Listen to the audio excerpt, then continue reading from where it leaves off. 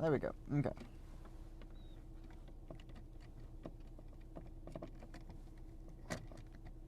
Let's see here. How do I want this?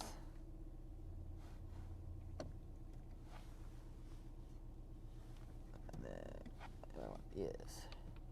Yes, Guardians. Yes.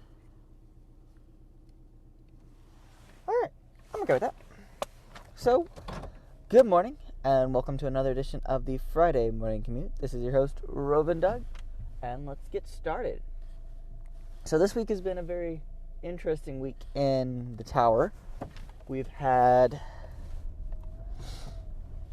the release of the Bungie's Halloween Festival, or Festival of the Lost, for Guardians and everyone in the tower, spearheaded by Eva Levante and Tess.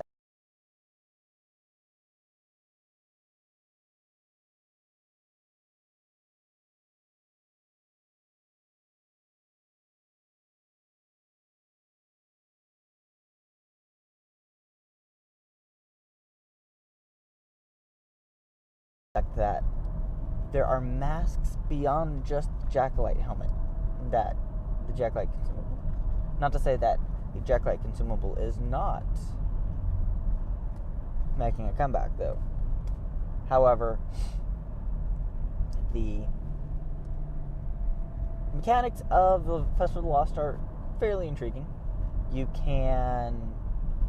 so, if you haven't been in the tower this week, first time you log in, you'll see the pop-up for Festival of the Lost.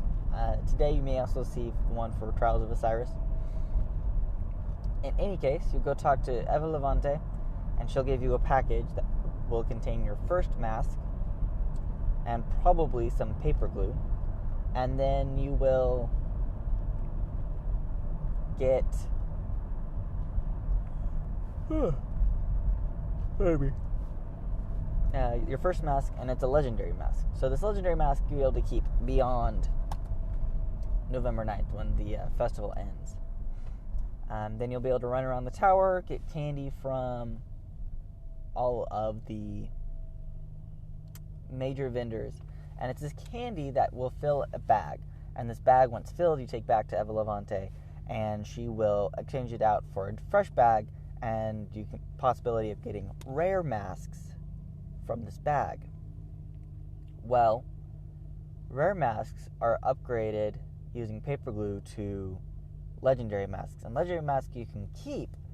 Rare masks will disappear. Now, this event brings along some fun consumables for Glimmer. Good morning, Inguiziman. Goodbye, Inguiziman. Oh, maybe you're back. I don't know. In any case, Festival of the Lost is a fun event. Go check it out. It's a lot of fun. Now, on to Xur, who is everyone's favorite squid face. This week, he's selling the Taikonaut Titan helmet, the Graviton Forfeit Hunter helmet, and then the Alchemist's Raiment for Warlocks, which I'm extremely interested in. Those that chest piece, since I main Warlock, looks really interesting. He's also selling the Zalo Supercell, which is possibly the second interesting exotic I've seen him sell, and is, I believe, one of the only elemental primary weapons for the Taken King at the moment. Not even the raid weapons are elemental. So, if you want an arc primary, grab it. Otherwise, make sure you keep your selection of secondaries in all of your favorite flavors. And then this week's Legacy Engram is for special weapons. Feel free to grab them and enjoy their wonderful legacy-ness. Now, beyond Festival of the Lost and Xur, this week also marks the return of Trials of Osiris. Now, in the past, Trials of Osiris has been somewhat one-sided. If you have a really good team and you get matched against really poor teams, then it was almost a cakewalk. Good morning. So, one of the things they've done for the Year 2 version of Trials of Osiris is to make the matchmaking so it's more competitive based. There we go. They're aiming to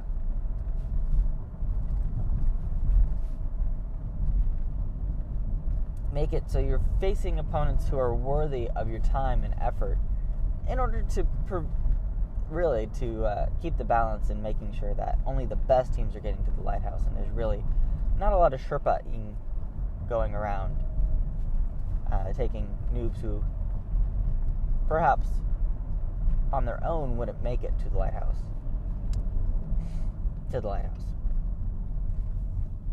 Now you might be going, what other changes are there, Douglas? Well, one of the things I've really liked is the way they've changed the loot system so that you don't have to return to Brother Vance for your packages.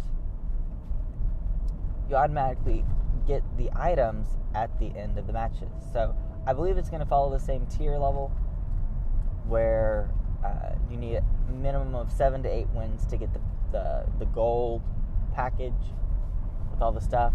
Now, if you lose, you don't have to worry because you're still going to get coins. So losing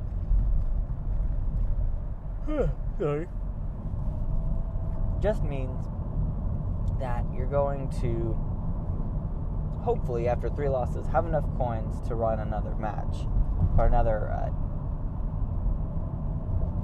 passage for Trials. Now,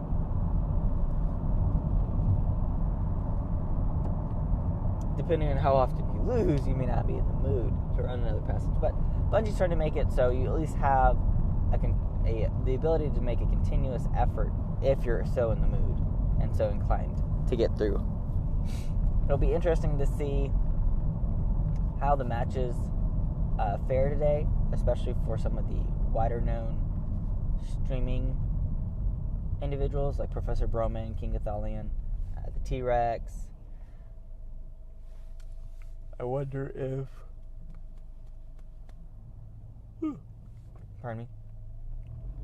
if Triple Wreck is going to be doing Trials. He probably will be. He's a very big PvP buff.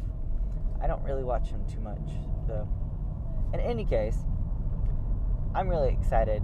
I know Destiny has been missing this kind of weekly short version of, or small version of Iron Banner, where you can get a quick infusion of gear for your characters and potentially get some really good weapons. So I'm really intrigued to see the light level, because at the raid we know you need a light level about 310 for the raid on hard mode.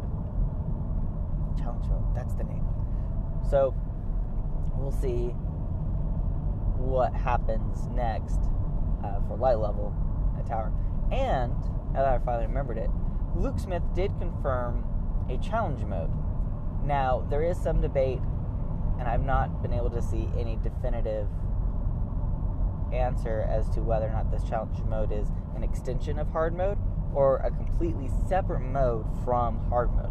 So you've got normal mode raid, you've got hard mode raid.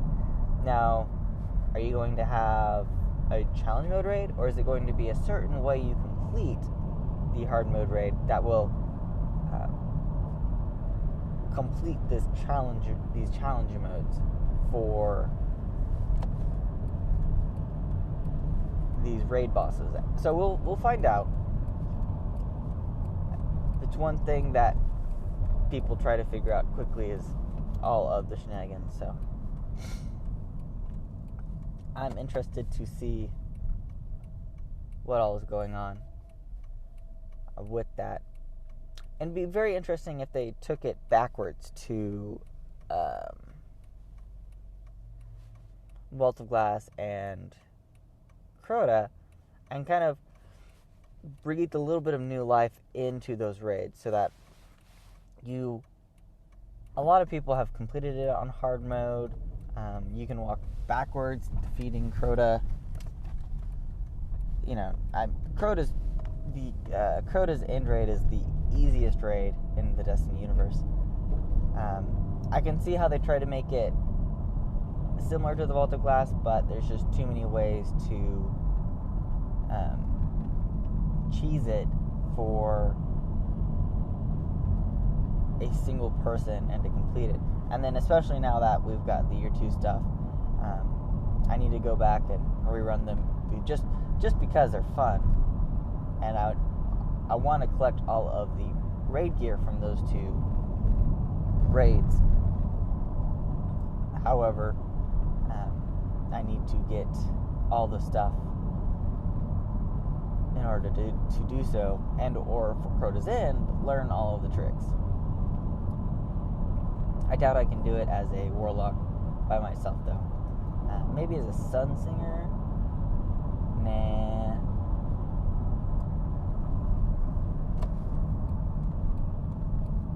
We'll find out, though.